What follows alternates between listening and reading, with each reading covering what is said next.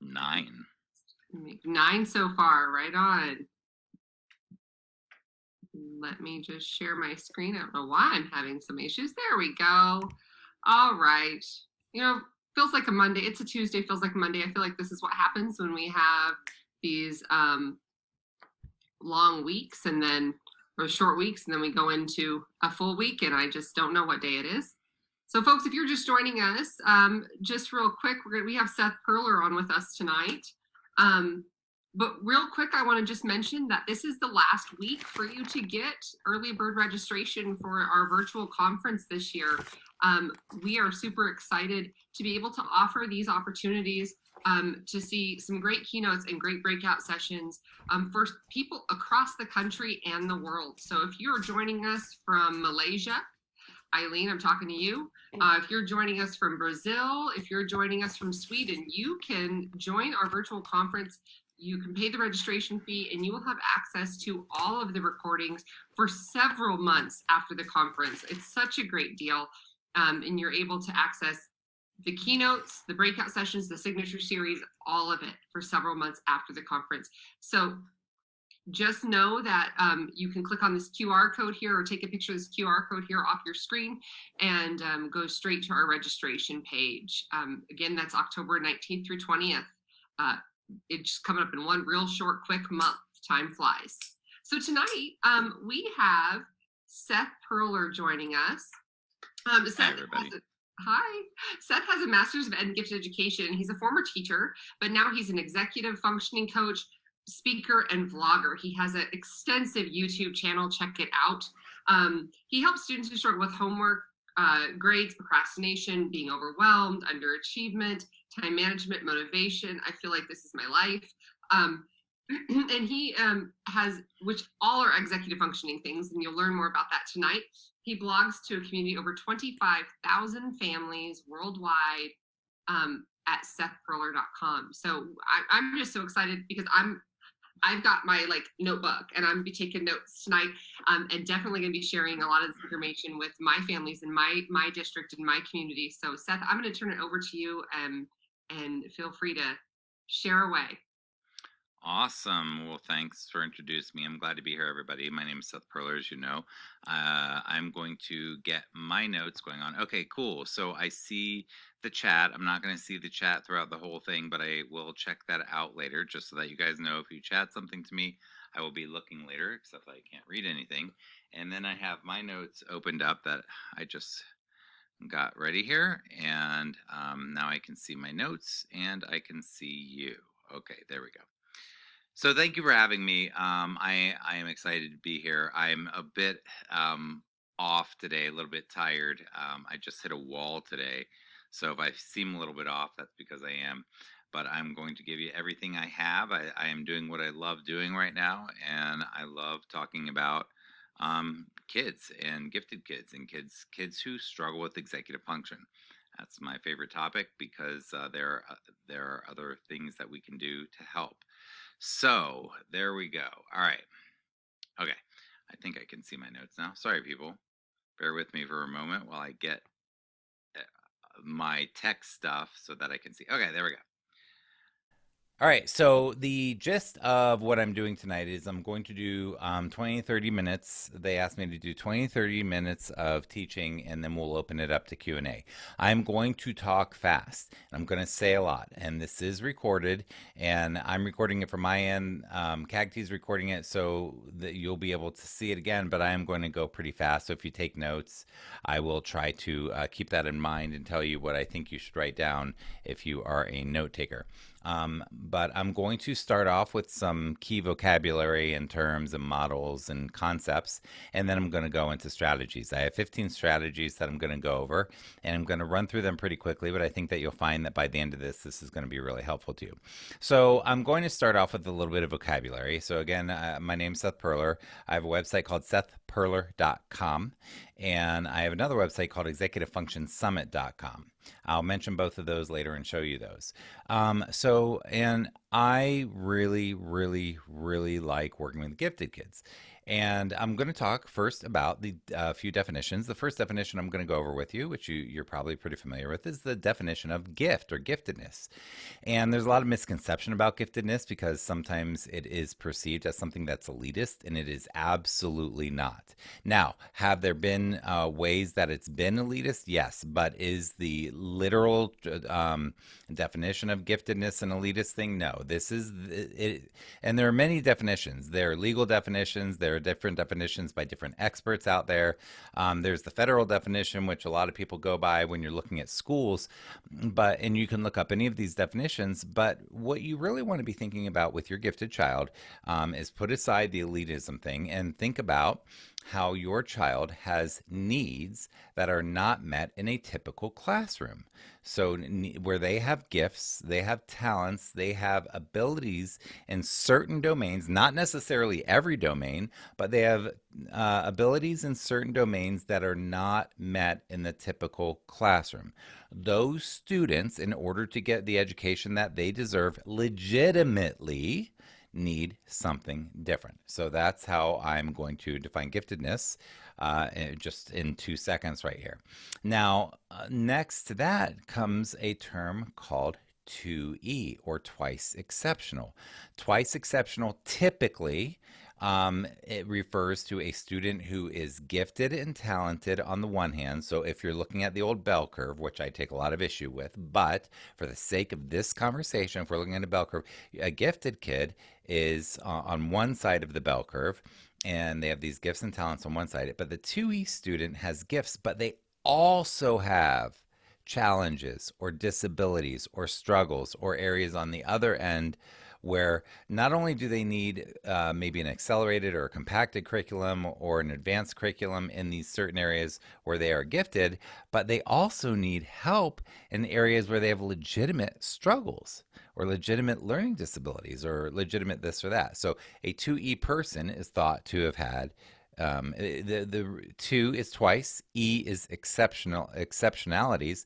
The term exceptionalities in the teacher world refers to anybody who's not is sort of in that middle of the bell curve area. Again, I'm speaking generalities. You can pick apart what I'm saying, but if you're versed in this, but for the sake of this conversation, that's what we're thinking here. Someone who's gifted and struggles in an area. Now that's two exceptionalities. Here's an exceptionality. Here's an exceptionality. But what's more realistic is my next term, which is multi-exceptionalities. And that just means more than two exceptionalities. There are often more than two things to look at when you're looking at these neurodiverse kids.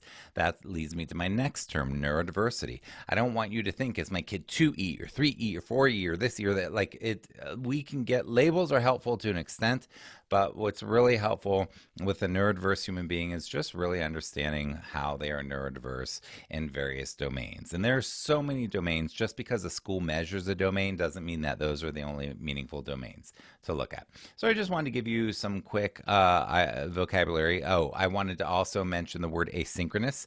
So gifted kids and 2E kids tend to be very asynchronous. So we tend to think of the term standards and that there are these developmental norms or where kids are typically at a certain age level. So a kid at third grade typically is learning multiplication tables, for example. That might be a norm, and there might be standards around these norms.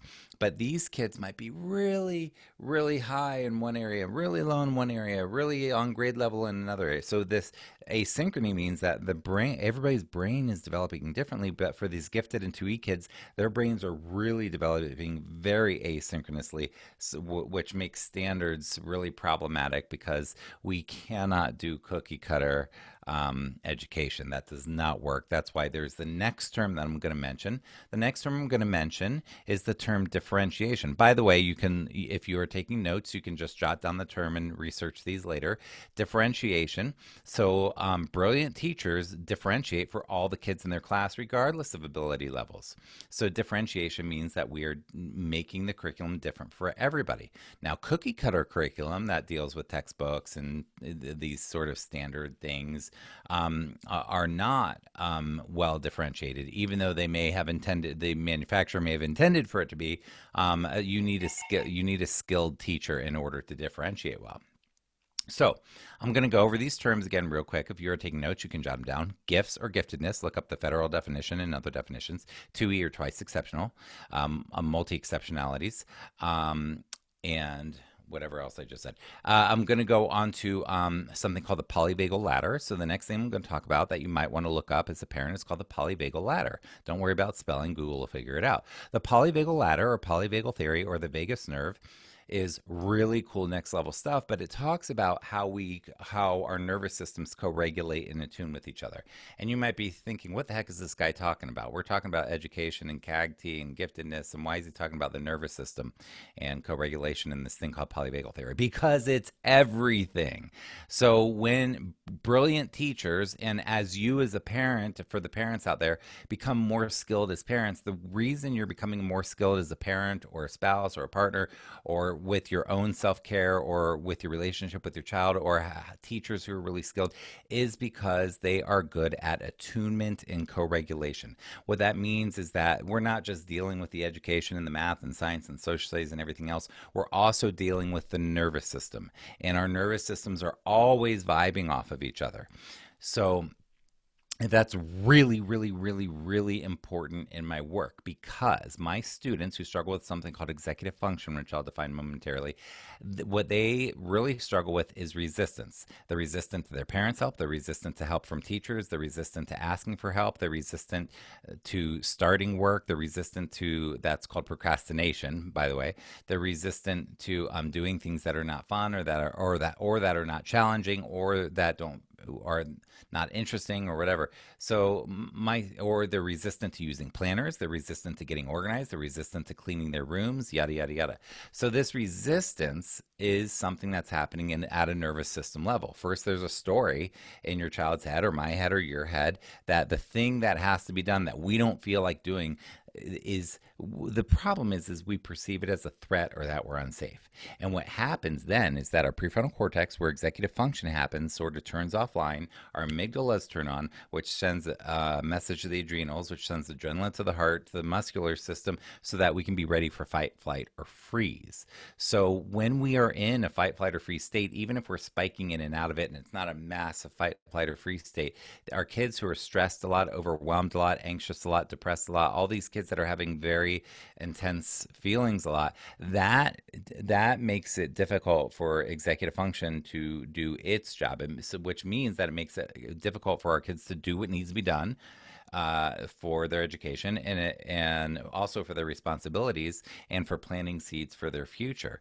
Not only that, but it's also hard on the body when we are in those sorts of states. But a lot of our students, their nervous systems are running hot. So if you think about a hot wire, a lot of our students, they're kind of on edge. They're really experiencing a lot of intense emotion, which interferes with executive function. If we don't address that, we are missing the boat. It is so important in my work to work with the nervous system. So I want you to learn about the polyvagal ladder and where we're at in our nervous system and fight, flight, or freeze, and the amygdala and the prefrontal cortex and the nervous system. The next thing I'm going to mention is called attachment theory. So great teachers are great teachers because they create a safe classroom. Okay, that sounds simple enough. What does that mean? That means that the nervous systems are safe in the classroom. They are co-regulating and attuning with the classroom, and they are regulating the classroom. They're down-regulating the classroom. They're setting a tone that's very safe for everybody.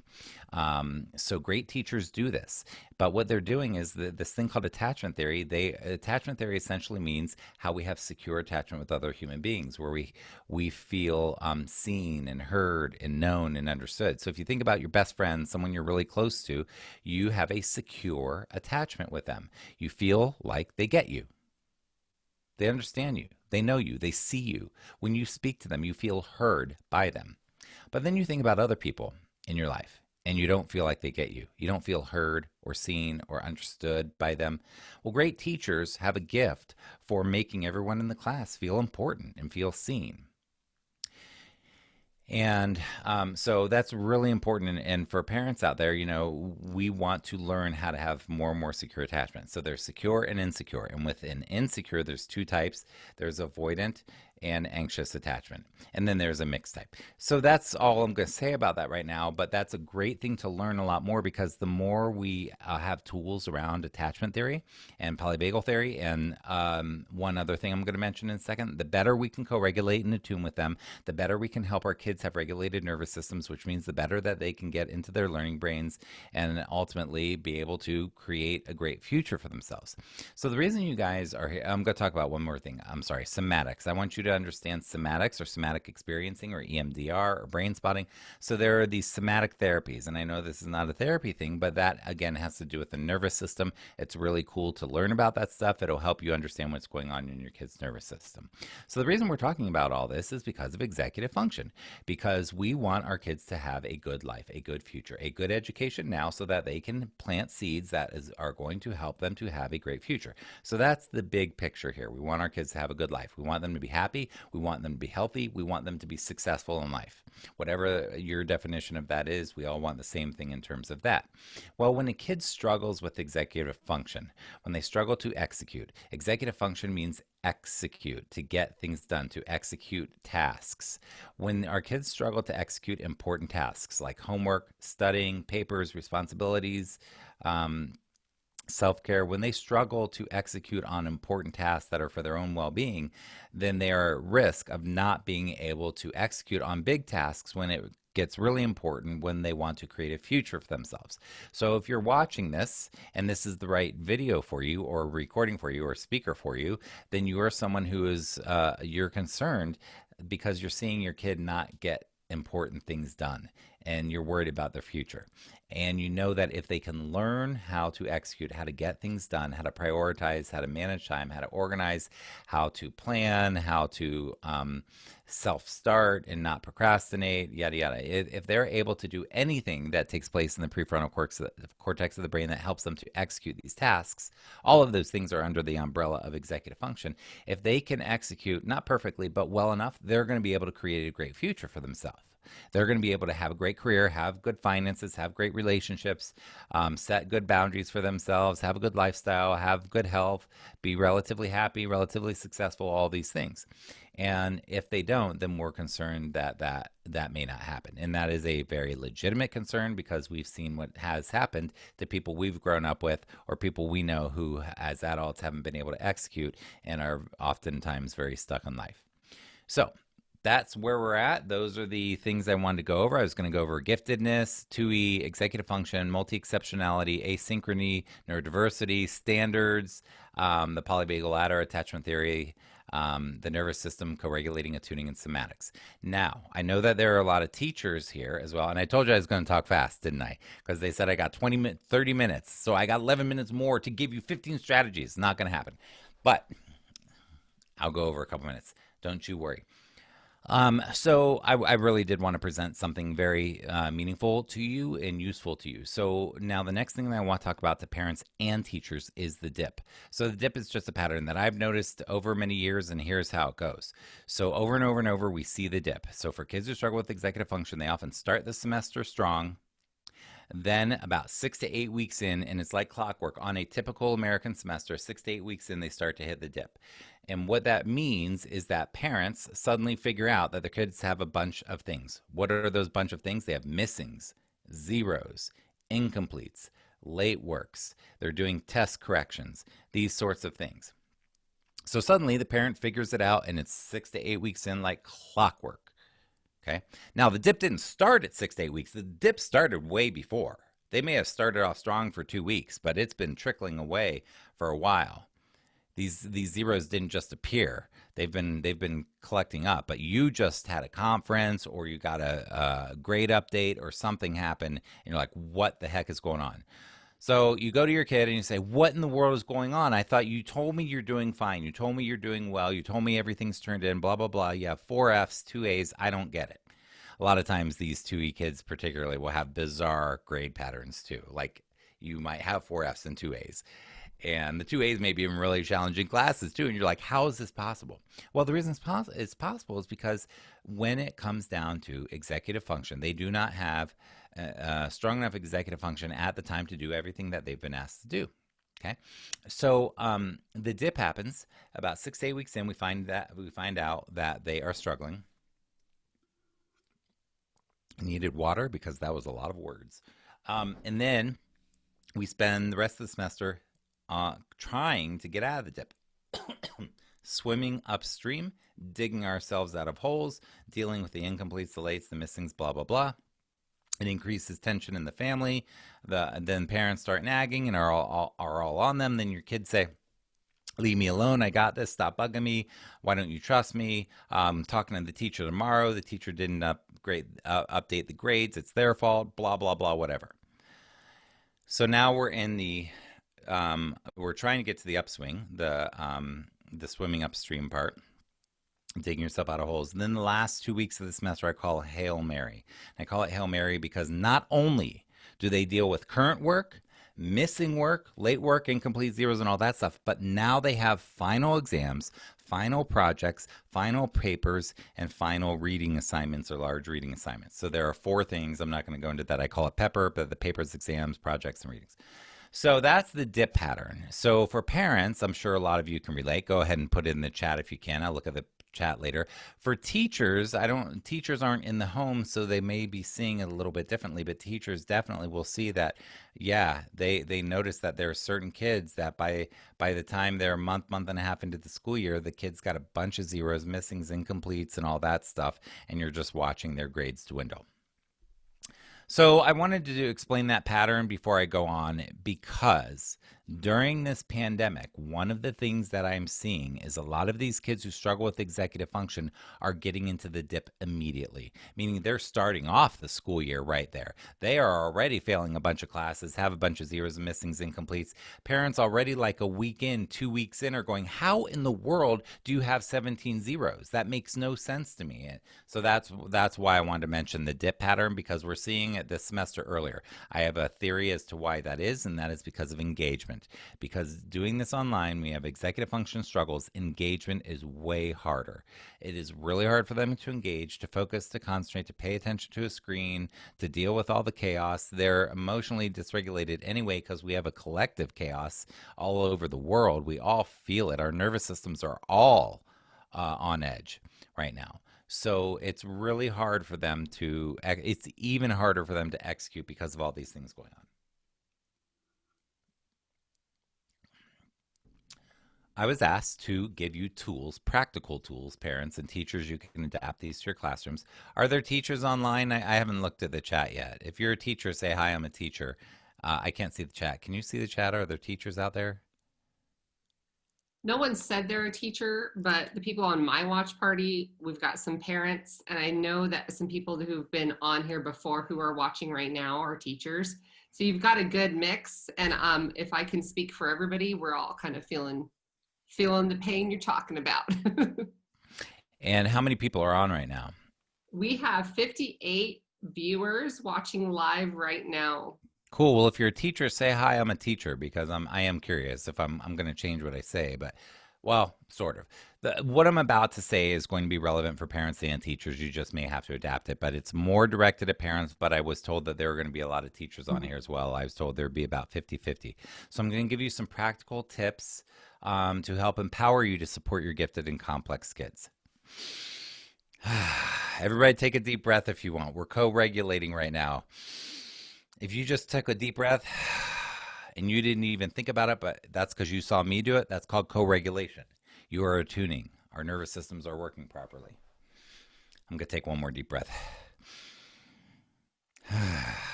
I'm talking very quickly. I'm really trying to respect everybody's time. But this is dense material, and I'm not going to act like it's not. So I am talking quickly. Luckily, it's recorded, and you can go back. 15 things. If you're taking notes, 15 things.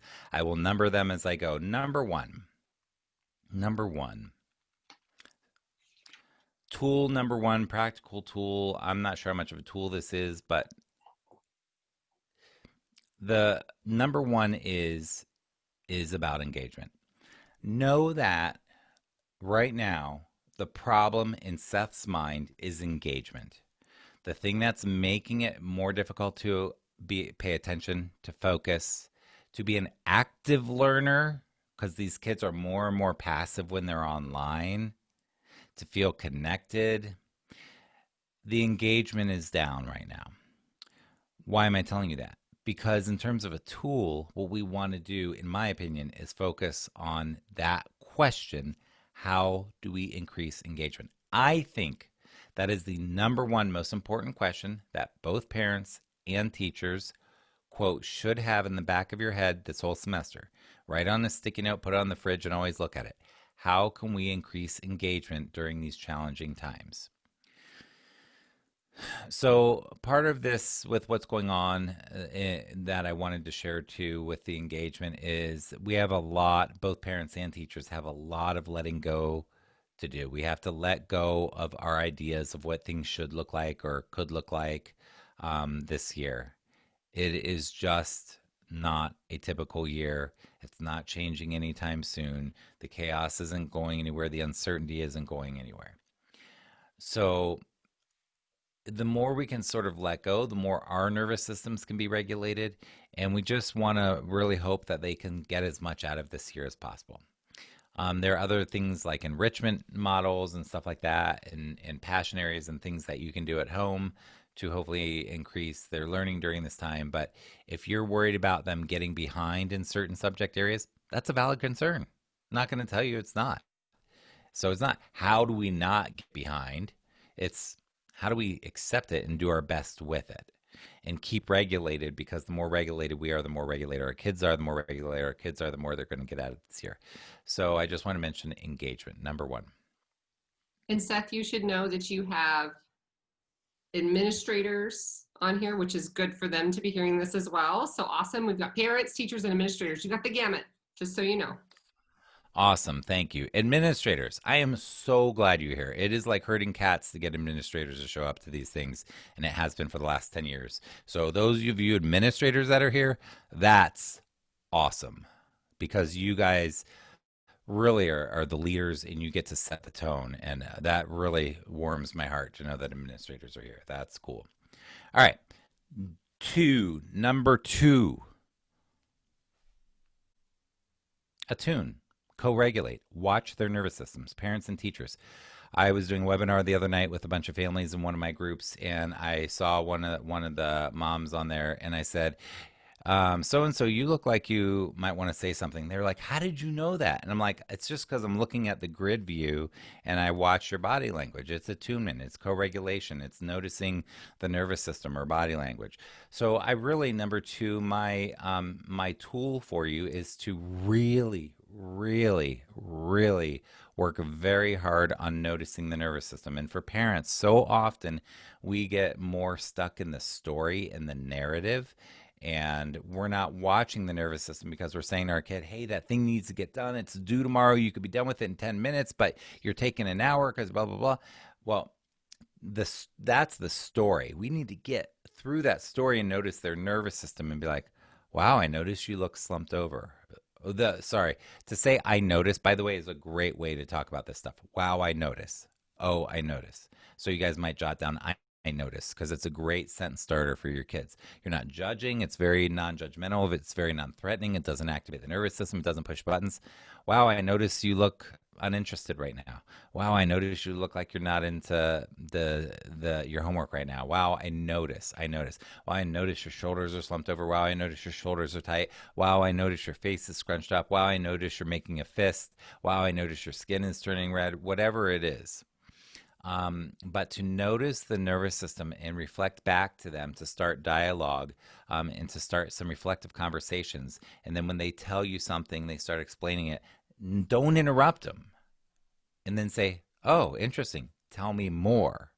Oh, tell me more. Oh, really? Tell me more. I really want to understand. That's the attachment stuff. So notice their nervous system, and then you can reflect back to them and say, okay, what I hear, this is called reflective listening. You can say, what I hear you saying is you don't want to do the stupid homework because the kids in your class are all cheating and blah, whatever the narrative or story is, but you're saying it back to them, the story and the narrative and how they feel, and you're connecting with them. So you're not even getting to the issue yet. Are you going to try to get them to do the thing, the homework or the assignment? Of course. but we often have to change our timeline and back up and slow down and watch the nervous system. So my number 2 tool for you is attune, co-regulate, watch the nervous system, make it really important. Number 3, tool number 3 is going to sound so out of left field. You're going to be like, what the heck does this have to do with anything? Tool number 3 is do your own deep inner work. Get your own therapist, your own counselor, your own psychiatrist, your own psychologist, your own support group, your own friend, your own self-development books, your own meditation, your own self-care. A lot of us don't do enough self-care. Your own whatever, your own journaling, your own thinking, your own, connecting with your friends or family and having conversations that you need to have, open loops that you have in your life that have impacted you, that you really need to resolve or want to resolve or whatever, your own inner work. So on my summit, the Executive Function Online Summit, it was so interesting because all these executive function experts, so many of them talk about talk about the same thing. The more we are doing our own self-love, sorry to sound cheesy, I do live in Boulder, I'll own it. The more we're doing our own woo-woo self-love stuff, and for all you dads out there, first of all, I'm glad you're here. For all you dads that are doing your own inner work or in your men's groups or whatever the heck you do, that's not woo-woo and that's cool. Just kidding. For all of us that are doing that inner work, the more we're doing that, the more our kids' nervous system sense it, the more we're modeling self-care, the more we're modeling what we want them to have so that they can have tools to work with life. So number 3 is do your own deep inner work, whatever that looks like for you. You know what would help your life and whatever. So take time for you. Love yourself through those actions. Number 4, no shame stories. Number 4, what does this have to do with executive function? Well, you are probably getting what Seth's all about by now. The more the nervous system is dysregulated, the less learning happens. So shame stories happen because we, parents, teachers, administrators, adults, we have grown up in this world, and we have learned our own maladaptive and dysfunctional messaging from culture, from society, from our parents, from our teachers, yada, yada, yada. And we have learned a lot of shame stories for kids who struggle with this stuff. And what the shame stories say are what I mentioned earlier. We tend to believe, oh, this kid's just being lazy. They're just not trying. They just don't care. They don't work hard enough. They didn't put forth enough effort. They should have turned it in on time, blah, blah, blah. So these stories, while we're trying, our intentions are good, and I'm not blaming anybody out there who says these. We've all learned this stuff. While our intentions are good, those things are corrosive, and these kids feel that stuff so deeply, and it sticks, and they remember it, and they hold on to it, and it creates more resistance and less execution. So watch out for the shame stories. And on the other flip side of the coin of the shame stories is compassion, empathy, and assuming that it's a won't. Compassion, empathy, and assuming that it's a won't. What does that mean? Well, it's either a can't or won't. Assuming that it's a can't, excuse me. My brain is a little bit mushy. Assuming that it's a can't. So the shame stories assume that it's a won't, that they're being willful. They just won't try. They just won't choose to care. They just won't go for their potential. They just won't motivate themselves. They just won't stop being lazy. They just won't get over procrastination. But what if it's a can't? What if they legitimately have developmental executive function struggles, or the brain is still developing? Executive function will continue to develop until they're 25 or 30 years old. So what if they legitimately it has not developed enough for them to do what we're asking them to do? That's a very different story. Can't and won't are very different stories. If they can't, then us saying those things, we know that it's not working. So my number 4 was no shame stories. Assume that it's a can't, that they can't. And when we assume it's a can't, we are going to approach them with compassion and empathy. Number 5, visual. Anything visual. So I'll give you one silly example. On my Executive Function Summit, in my blog, I send out a blog every Sunday. I have learned, because I've gotten thousands of emails, but I've gotten so many emails from people who say things like, where is the link? And I'm like, the link is right there in the email. How can you not know what the link is? It's right there. Well, I literally now say, I put those arrows a lot of times and I say, click here to open the PDF or whatever, because people need it in black and white. These are adults. Now, can you imagine kids looking at the screen at their portals with a million different things on it and trying? Now, kids with strong executive function, they get it. Their brains memorize where the things are. They take the time to read the things. They're detail oriented. Kids who struggle with executive function, they look at it and it's overwhelming. They're just like, oh, there's just a massive. In fact, people watching right now, some people struggle with executive function who are watching me right now. I guarantee they can put in the comments, yes, I am one of those people who hates all the visual clutter on the thing. And then some people are like, oh, no, I'm fine with that. So these kids, I'm not talking about visual clutter. I'm talking about visual good. Visually on your portals, on your homeworks, in your classroom, label everything, have homes for everything, use color coding for everything. I was working, well, this is more of a personal note. I use these fluorescent note cards all the time to make giant notes to myself.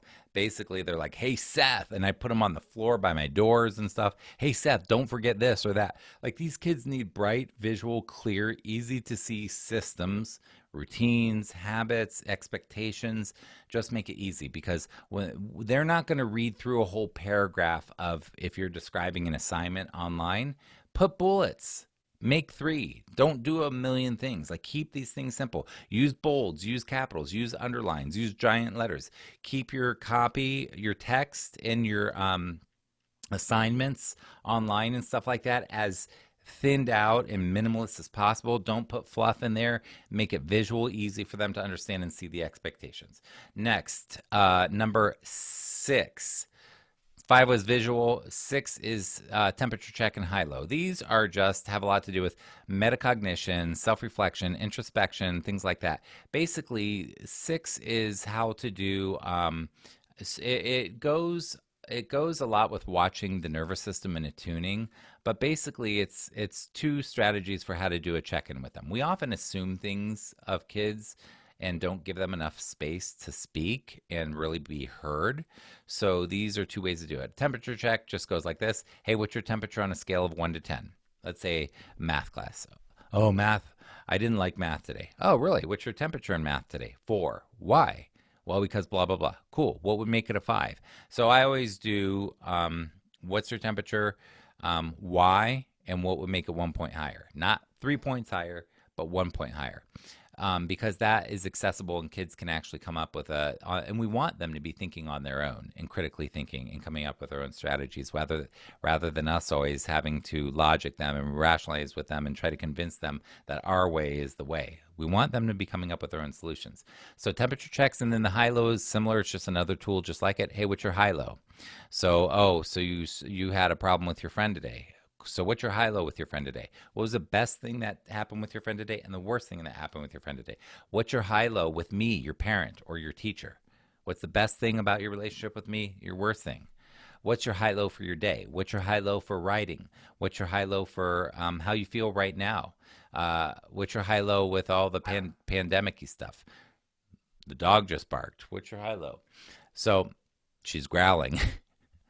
There's a low going on. So, but it's just a way to, again, with attachment theory, help them feel heard, seen, known, understood. A high, low, and a temperature check are great, objective, non-judgmental, non-shaming ways to get more information about what's going on. So if you're trying to help a kid who struggles with executive function, we want to really hold space so that they can share with us what's really going on so that we can help them in the appropriate way rather than making our assumptions. Number 8 is differentiation in Franken study. So differentiation is what teachers do, parents. Great teachers differentiate for the kids in their class, where they're adapting and modifying, accommodating different needs in their classroom. And very skilled teachers do this very well. They differentiate content, process, and product, which I may talk about, maybe not. No, I don't have time. Frankenstudy is like differentiation, but that's more you parents and your kids' executive function. How do we help them learn how to use calendars and planners and organizing and doing their homework and studying and taking notes? How do we help them customize it? We don't want cookie cutter. How do we help customize or Frankenstudy so that they can have systems that really work for them? So number 8 is differentiation and Frankenstudy. Number 9. Now this one is practical. Finally, after this whole time, people, Seth says something very practical. The others were practical, just more abstract, I think.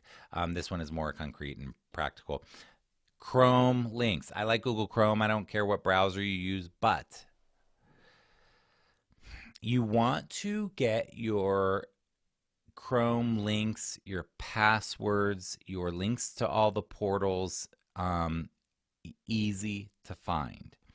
So you want to set up Chrome. There's something called Chrome folders. So there's something called a bookmarks toolbar in Chrome.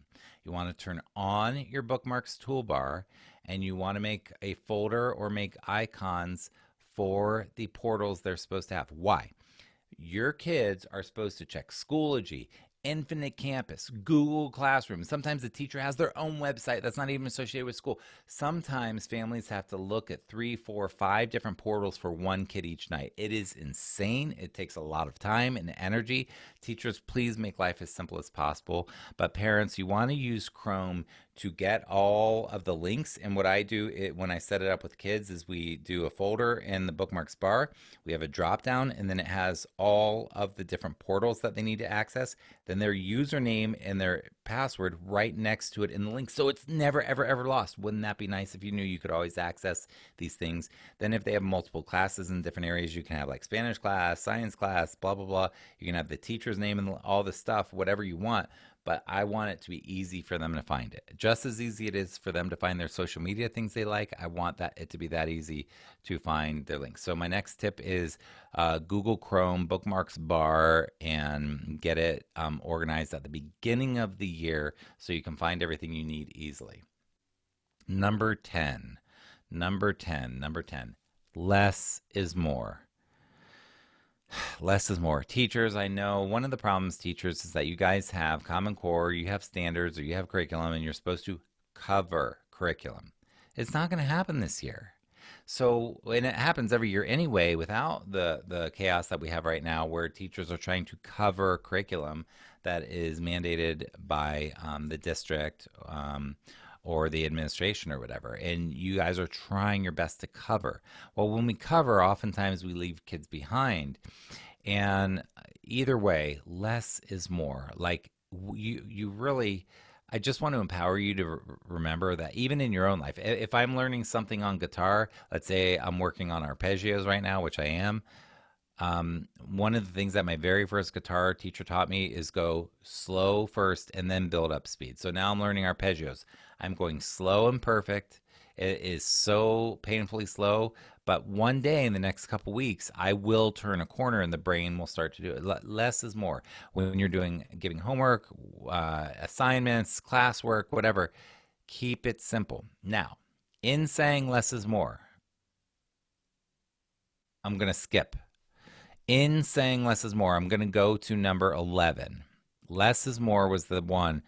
Number 11 is to offer accommodations and modifications. You wouldn't believe how many neurodiverse kids and families that I've gone to their meetings or I've talked with the parents, and the parents are like, the teacher won't do that because it's not written in the accommodation. They say it's not fair. And I'm like, what? Skilled teachers accommodate and modify and differentiate and don't think of it that way. That's not their frame. But sometimes rigid teachers will say things like that.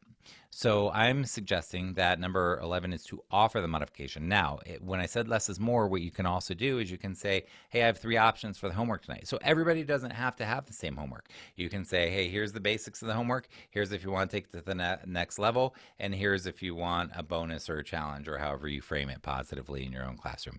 You can frame it any way you want, but the point is to offer them to choose and give them some sense of choice in what they want to do. Now, I do always push kids and try to get them a little bit to the next level and yada yada, but I don't have time to talk about the nuances of that.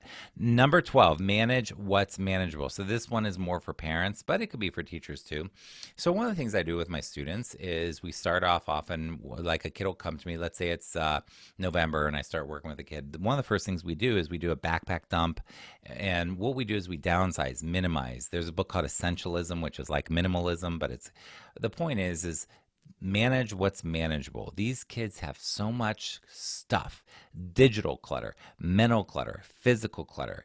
We need to get them to a baseline so that they can manage what's manageable. I don't want them managing a million papers.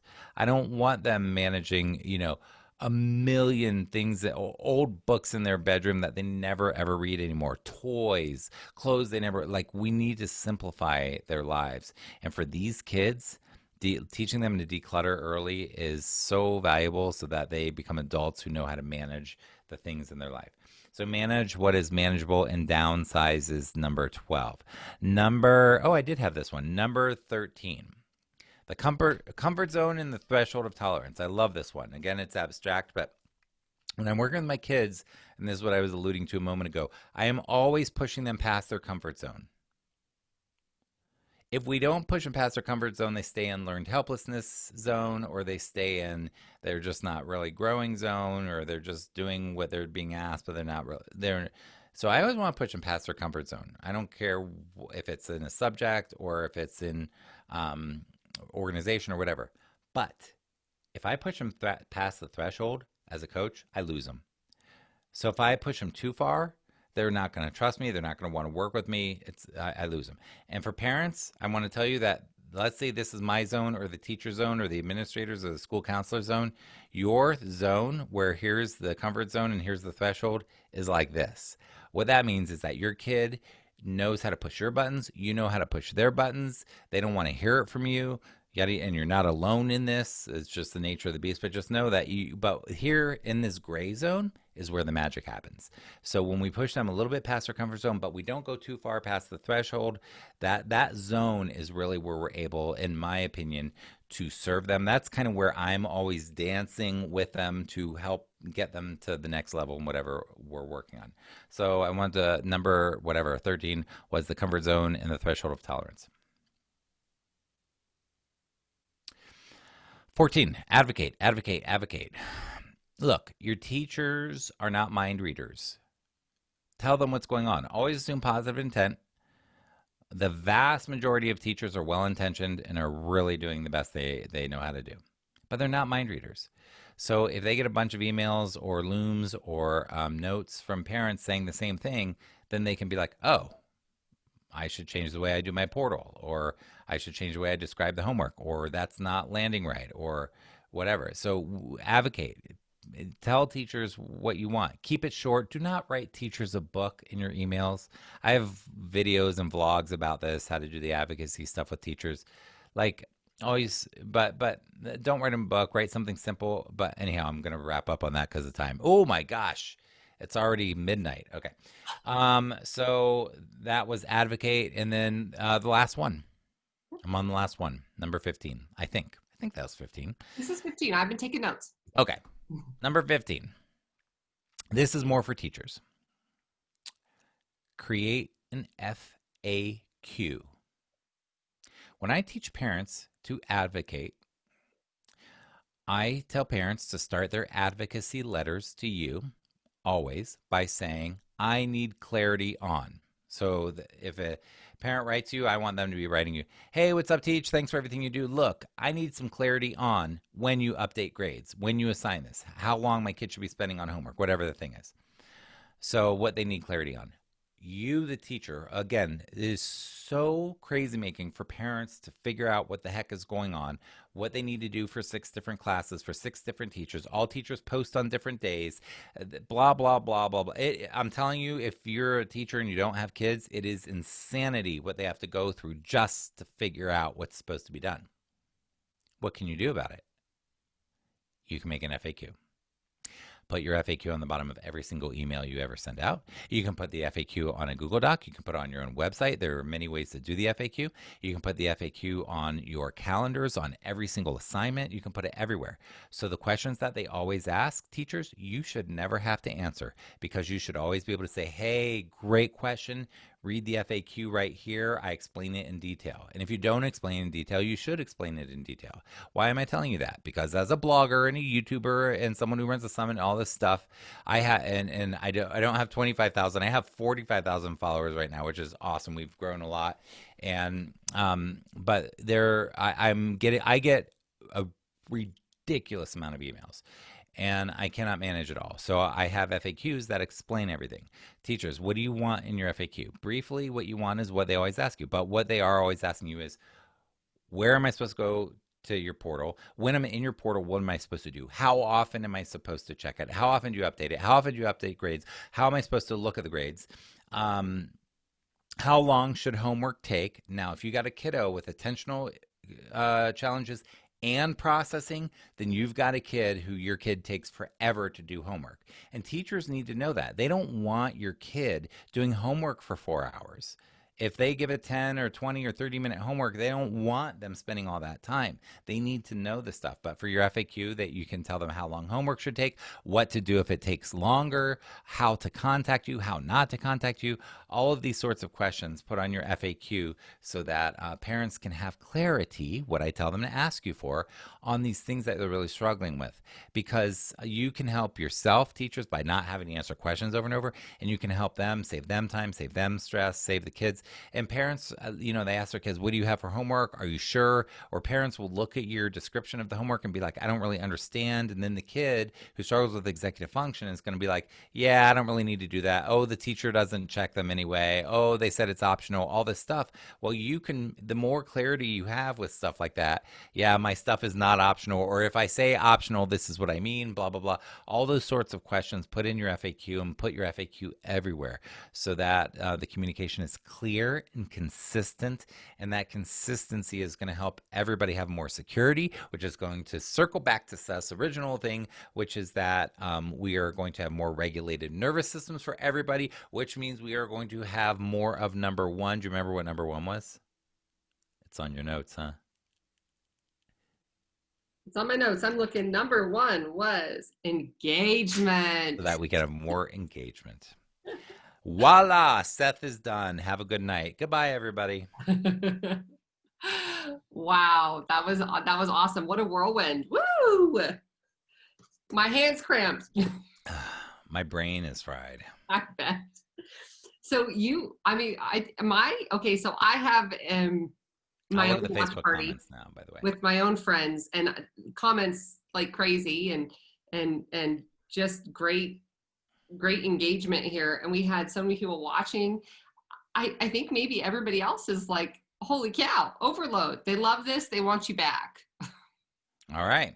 And go check out my blog. There was a couple questions. Question, how can people be added to the blog list? Should I tell them that now? Yes, please. Okay. He's going to share a screen, guys, real quick, so you can figure out how you can connect to him on the interweb and be in touch with his blog. Okay, so this is my blog. It's sethperler.com right here. And this is what it looks like. And then right here, if you put your name and then or your email, I send you my updates. Then I have a student toolkit. And then down here, I have an executive function quiz, which has been broken the last couple of days. We're trying to figure out what the heck is up with that. A teacher course, which is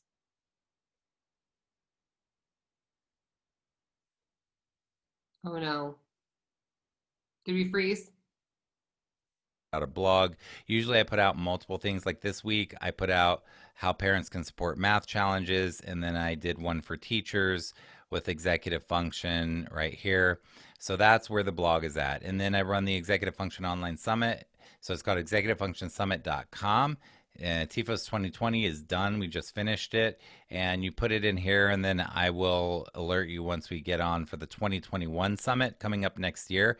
But you can sign up for that. And then I have I have speakers like Ross Green, Sarah Ward, Stuart Shanker. I'll be on Jeff Copper's podcast this week or next week. Mike Postma, who probably a lot of you know. Jessica McCabe, if you haven't seen her, How to ADHD channel. Peg Dawson. So we got some great people on the summit every year. So those are the places to find me. And you can email me, but I will probably never email you back because I get a million emails. Don't email me if you don't have to. It's all in there. I have an FAQ and stuff like that. Awesome. Awesome. I think I love that tip about the FAQ. I do have a kind of a question, and this is, I think, the question that every parent or teacher has about our twice exceptional kiddos. How can they understand so much and be so knowledgeable about the Allied powers during World War II or the periodic table of elements? However, they cannot remember how and when to turn in their homework. I think it's mind-boggling for some parents, but I think homework is that challenge that it's just, what can we do to support as teachers or as parents to be very clear and supportive in getting kids to get their work from school to home and back to school? Yeah, I mean, there's some simple ways to answer that and some really complicated ways to answer that. But the gist of it is first of all, these are executive function issues. So for them to do their homework, so I think I have you can search my YouTube channel, or I didn't even show you my YouTube channel. You can search my YouTube channel or my blog, but I have one called Homework Isn't Just Homework, I think is what it's called. And the reason I say homework isn't just homework is because it's a lot of executive function. So the first thing that has to happen for homework is a kid has to absorb the details of the homework. So if they're half paying attention in class and a teacher's describing a homework, or if they're completely checked out and daydreaming and a teacher is describing homework, they're not even knowing what the homework is. That's the first step. So then the second step is recording that homework in a planner in their mind, which is obviously not a good place for them to record their homework, on a scrap piece of paper, wherever they record the homework. So the second step is to record the homework. The next thing is to go home and remember to check the place where they recorded the homework to see what the homework was. And then they have to be able to rely on the details that they put in there to know that it makes sense and that they actually know what to do. Then they have to task initiate, which is an executive function term that means self-start and not procrastinate, and get enough motivation to take action to do it. But often at that time, they are emotionally teeny tiny bit slightly dysregulated. They don't like that feeling. So what do? They avoid. They procrastinate. They pretend that their homework isn't there. They forget about it. They say, I'll do it later. I'll do it in a little bit. I'm gonna do something that's more preferable right now. So then anyhow, the point is they have to be able to self-start or task initiate. And that right there is a massive thing. Then they have to do what's called task persistence, which is called follow through. Then task completion, which is finishing and put their name on it. Then they have to get it back in the backpack, which is organization, which is executive function. Then they have to get it in a good place in the backpack, not just jam it in, but get it into the right folder so that they're going to find it tomorrow in that class. Then they have to remember to pull it out in that class. Sometimes these kids will look in their backpack and it's too hard to find it, and they just hope that the teacher doesn't notice when they leave the classroom and didn't turn it in. By that time, they've usually forgotten themselves. And then they often will get home and their parents say, did you turn it in? And they say, yes. And they say, are you sure? And they say, yes, I can see myself doing it. I remember doing it. I can visualize it. And they oftentimes, I don't even think are lying. I think they honestly visualize themselves doing it. Anyhow, I think that's enough on that question. I get it, because I think how many times have a teacher or a parent done a locker clean out or a backpack dump and found 20 missing assignments that are 100% complete, name on them, everything's done. They just never turn them in. That's the story of my business. Pulled it out in the wrong class. So what we do is we empathetically and compassionately understand that these are these are legitimate executive function challenges. But again, like you said, they have such high level understanding in X, Y, and Z, and we know they can do it, and we've seen them do it. But at the moments when they're trying to rally their brain, the resources are not there to do all the steps that are required to do the thing. So we empathetically and compassionately help scaffold them to learn the skills We don't motivate them. We don't punish them. We don't reward them. We don't. I'm not saying punishments and rewards are well. Punish. I mean, I could talk for an hour on that, but those things don't change skills. Yeah. Punishments, rewards, nagging, lectures, logic, reason. They don't change the skills that they need to build. So we empathetically and compassionately help them build these skills, the large skill sets of learning to turn those things in. And I could go for an hour on how to do that, but we definitely don't have time for that. But that's a fantastic question. I'm sure. And yeah, I think that's like everybody's question. They're gifted, but they won't turn all their homework. I'm like, no, they're still gifted. There's no but. It's just, no, we got to help them with something else. We have another one about slow processing. And I think, I see this in a lot of our students who are not necessarily twice exceptional, but have some extremely slow processing speeds. And she asked, how do you find balance between letting them quit work after a certain time when they're just maxed out, but then also ensure they aren't falling behind? So, homework can take forever for some of these kiddos, and they're majorly slow processors. I have a parent on watching right now who has a concern about that. And I know, how do we, I think that FAQ, how long should homework take, is a great thing, because we've got some slow processors who a 10-minute homework assignment takes an hour and a half. How can we support them, have them be able to care for themselves, but also make sure they're not falling behind? I mean, it really is. It goes again. So many of these things are so interrelated, but it is the less is more. Um, I would rather a student do one small thing, high quality, being present, not rushing through it, enjoying it, doing something where they've have some choice in content process and product to make it meaningful and purposeful and more based on their interests and stuff. So how teachers can weave in making it more meaningful and personalized. But I'd rather see them do one small thing and be done than because the idea is that more is better, and it's not. I mean, it's like if I'm going to let's say working out, I'm like, I haven't been to the gym in 3 years. I'm going to get back in shape. And I go to the gym and I work out for 2.5 hours. I do every body part and every muscle. And what's going to happen? You're going to fatigue. I'm going to be You're going to hurt fatigued. really How am bad. I going to feel the next day? I'm going to be eating ice cream the next day and being like, working out doesn't work for me. And I'm going to have my own, mindsets that prevent me from execution on that again because I've shot myself in the foot. Well, I mean, these kids, first of all, if you look at like the work of, for example, Alfie Kohn, the evidence for the efficacy of homework is minimal at best. So really, as teachers, you can have the freedom of saying, you know what good is this really doing? And really consciously choosing what, instead of thinking of the word homework, say what educational learning experience, engaging educational learning experience.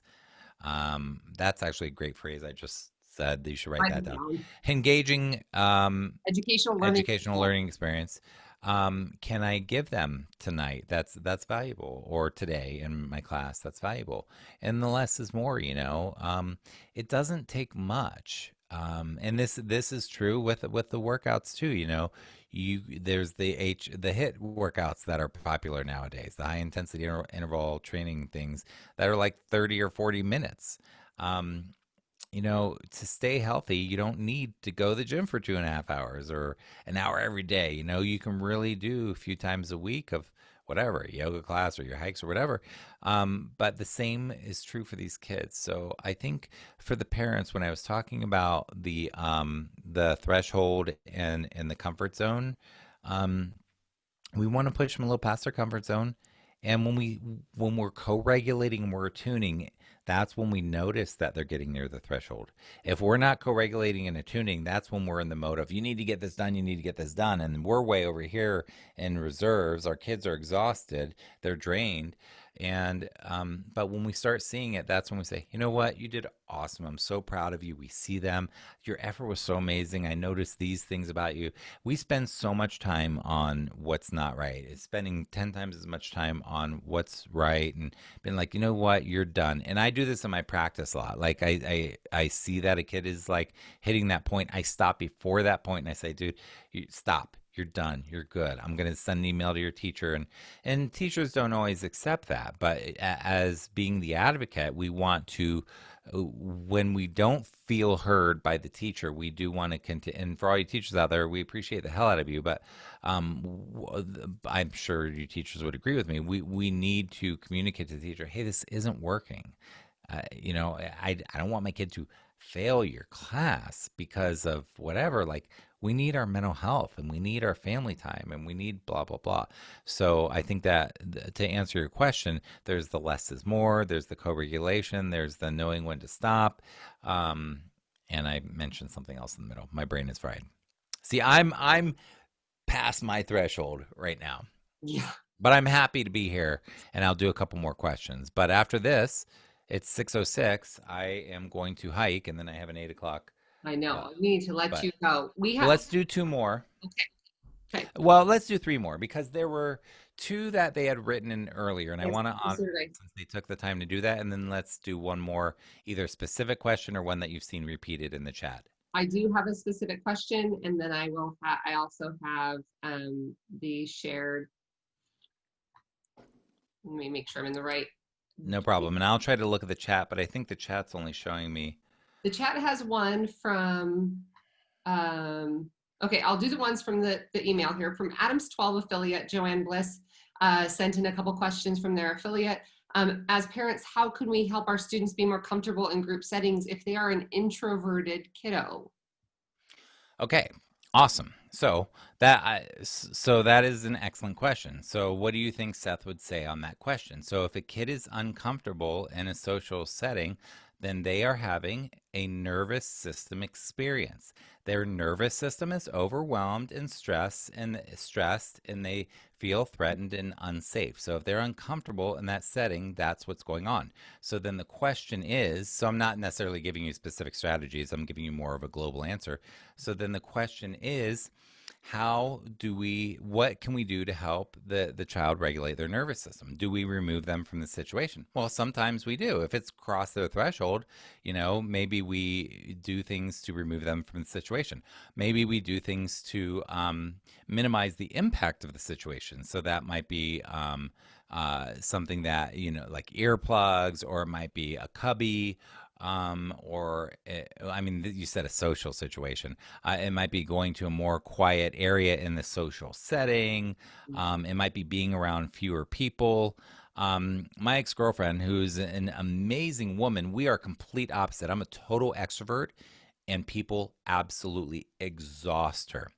So we hang out sometimes, and she was telling me how now that they're at home because of what's going on, like they're all working from home. She's like, I have so much more energy because I'm not exhausted by all those people, and I can do my job, and I don't have to do all these stupid meetings that are so that stuff exhausts her. It energizes me. I mean, if I'm in a meeting with people, I'm like poking people with pencils, throwing spitballs at people. I'm just kidding. But no, I'm like the class clown, and so we really experience the world differently. That child is exhausted by these things. So it's not that we're necessarily trying to get them used to it. We're really trying to see, who are they? What's the need? Is it too much where they're getting resistant in a way that's unhealthy, or is it really that they're honoring their nervous system and the nervous system's telling them something? And it can be both. I mean, there are times when a kid does gets overwhelmed that they do start to really just get resistant to all the situations. And that's one of my speakers. um she she wrote a book called Why Will Nobody Play With Me. But anyhow, she's a specialist in social stuff. She'd be much better to reference than me on that stuff. But my frame is looking at the nervous system and looking at, we want to attune with that kid, really co-regulate, really notice what's going on, really honor that, and really help them figure out how to navigate those things. Look at sensory considerations, and it's very overwhelming.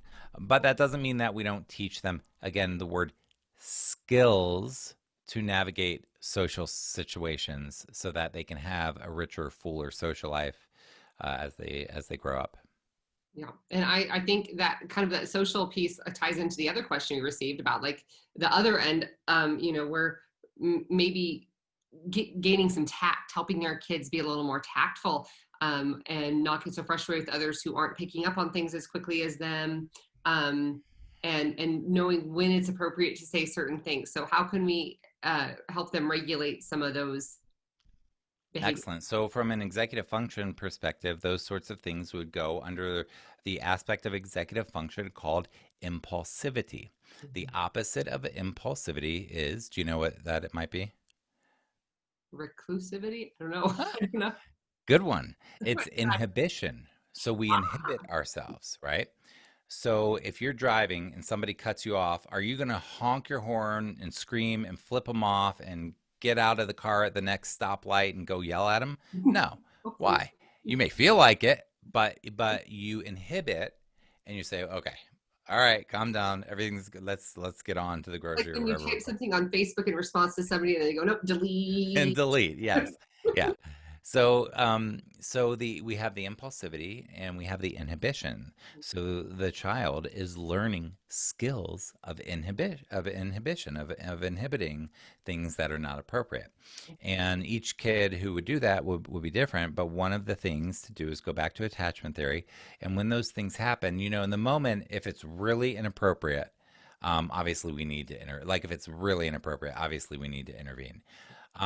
For me as an educator, when I see my students do something like that, usually I don't give it attention because I don't want to fuel the flame in the moment. And I'm just like, but I pull them aside later. Now, unless it's really, really over the line, I don't want to feed that. Mhm. But then I will talk to them later and be like, so I noticed Yeah. earlier that blah blah blah, what's that about? Tell me about that. What kinds of thoughts were you having? So there's the term mindfulness and consciousness and self-reflection and introspection and all those things.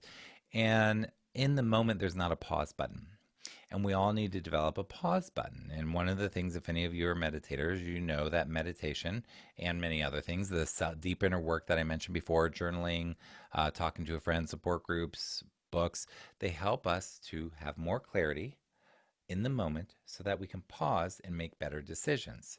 Impulsivity is no pause button. So these are skills. How do we learn to pause? But really seeing them and honoring them and listening to them after the situation, saying, what was that about? Wow. And doing I statements, which I didn't talk about, but Mhm. I felt uncomfortable when you said that. I felt a little bit embarrassed in front of people. What should I do next time? Would you, and are you, did you intend to do that? And what can you do next time? I really want to give ownership and buy-in, which I didn't talk about at all, which is a massive topic. But give ownership and buy-in to them. Like, what choices do you have next time if that happens? Um, how can I support you next time if that happens? Do you want me to tap you on the shoulder, or do you want me to go, what can I, so I hope that's a decent answer, but the gist is that we want to help them develop skills of pausing. Yeah. Pause, think. I love the acronym think. It's something about is it thoughtful? Is it helpful? Is it something insightful? Is it, and I have to like do that to myself a couple times. Yep. Um, let's see. I've just got, I think, one more here. I'm trying to Let's do one more good one. okay. And hi everybody, let me get present with you again. Hello, I'm Seth. I am genuinely glad you're here. Take a deep breath Okay. from the bottom of my heart. I'm glad that you're here because you care about your kids or you care about your students and you're taking time to learn and grow. Are there still people on the call? There are still 35 people watching, and we've got people still asking Oh, questions. It's just, we could probably go on all night, but we can't because you need to get your hike in and you need to get your my self friend care. is on my way to pick me up. So yeah. You need All to right. do your self care. Okay, so this might be a quick question, and we can squeeze in two because I can make this one really quick. Um, Processing speed, working memory, are they two different things, and can they be improved over time? Oh boy, yes and no. Are they two different things? So um, I don't even know how to explain. My brain is too fried to even explain that. But are they two different things? Yes and no. So my brain is going to processing speed, working memory is processing speed. Processing speed isn't necessarily working memory. I don't even know if I'm making sense. I think Um, so there's different types of processing. So we process visually, we process auditorily, we process in our thoughts and how we think about the thoughts and how we're going to get them out of our mouth and articulate them. So there we processing if the teacher's teaching and we're watching and listening, and then we have to then process to kinesthetically get it out of our hand by writing it, to take notes. So there are all different things to consider when you're thinking about processing. So the brain is processing information and figuring out what to do with it. Working memory is related to processing because it's how we juggle things in our mind. So right now, I said I don't even know how to explain it or answer that. You know, my brain wants to do this, but my brain is fatigued. I'm exhausted and I cannot execute enough. My working memory cannot track all the thoughts that I'm trying to get out of my mouth right now because I'm fatigued to communicate. Like I can tell that I'm not able to get everything out. So so the working memory is how I'm juggling. I'm trying to communicate these things. Now, I just got a text from my friend that's coming over here. So that's working memory. I'm juggling this, that I have to be, that's executive function. So working memory has to do with sort of how we hold things in our mind for a short period of time while we're working on something. So the kid who's really forgetful with things, with little details and stuff like that, that's a working memory issue. So they're related, but they're not exactly the same. I okay. know that's not the best answer. The And we can do next, exercises to help improve our working memory. so the next question, yeah, that you asked is, can these things get better with time? Yes, yes, yes, yes, yes. Now I'm getting a phone call. Yes, you can do things to improve it. And really, you don't have to overthink it. But the more we give kids systems, mindsets, and habits, which I didn't talk about, but the more we support executive function and the more that they practice executive function in supportive ways that are frank and study, that are differentiated, that are customized, tailored, personalized to who they are, and scaffolded from where they're at right now, not where we wish they would be, the more we can support them like that, the more and the more we're regulated in the nervous system, they can access executive function because the prefrontal cortex is turned on and the amygdala is not, and they're regulated. The more they can develop better working memory and processing. I would not necessarily. So sometimes you see massive shifts in kids, and sometimes over a summertime there's a giant shift and things like that. So I wouldn't necessarily be worried about working towards it. I personally am not someone who measures stuff like that. I'm more intuitive like that. But there will come a time when you're like, whoa, we're not there anymore. Yeah. Something has shifted. And you know that all the effort that you've put in to support that kiddo has paid off. So, yes, it helps the brain, the neurons continue connecting. It'll get better again. The prefrontal cortex continues to develop until they're 25 or 30 years old. But in the meantime, I wouldn't worry so much about how do we get the brain to change as how do we support them as practically as possible, and what kinds of skills can we teach, strategies can we teach, workarounds, because I don't, let's take, and I'm going to shut up after this. Let's take a math problem. We got kids. They go to middle school. They're good at working memory when they're in third grade, fourth grade, fifth grade. All of a sudden, they're in eighth grade. They think they can do it all in their head, but their working memory cannot track all the details of the algebra that they're doing in their head anymore. But they are not willing to accept that, so they don't show their work. Well, showing your work is a way of not depending on your working memory to juggle 58 balls when you can only juggle three. So showing your work is a way that we're not trying to make working memory better. We're trying to have a strategy to support whatever task we're trying to get done, so that we don't need to depend on the working memory to be like that. So, if your kid, if working memory is a big struggle, then you're going to really want to depend on what I said before: visual habits and routines, visual reminders, visual inboxes. If your kid always forgets to turn in their homework, visual ways that it's so obnoxious that they see it, yada yada. So you really want to think about creative ways to support those things. As far as the processing, that's something that seems to gel differently than the working memory. Like, you'll really see as you support the kid with the processing, and you manage what's manageable. What I said before, you're giving them tasks that are they can succeed at, rather than overwhelming them with getting everything done and covering curriculum and all that sort of ideology. Then that kiddo is going to be more relaxed, and it will gel more and more and more in time. Awesome. I said, I want to thank you so much. We could probably go on all night long. I feel like there's so many things we could talk about.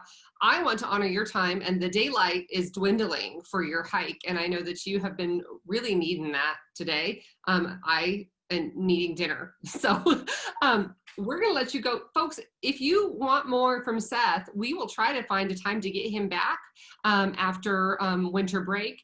But in the meantime, check out SethPerler.com. Check out his YouTube channel. Subscribe to his blog. He's going to have more of everything he shared with you, and then some, on his blog and on his website. So check it out. Make sure you spend some time looking at his resources. I know that so many of you wanted to ask so many more questions, but we just don't have all the time that we could. So thank you so much. And we'll let you go, Seth, and All right, folks, everybody. we'll let you go this evening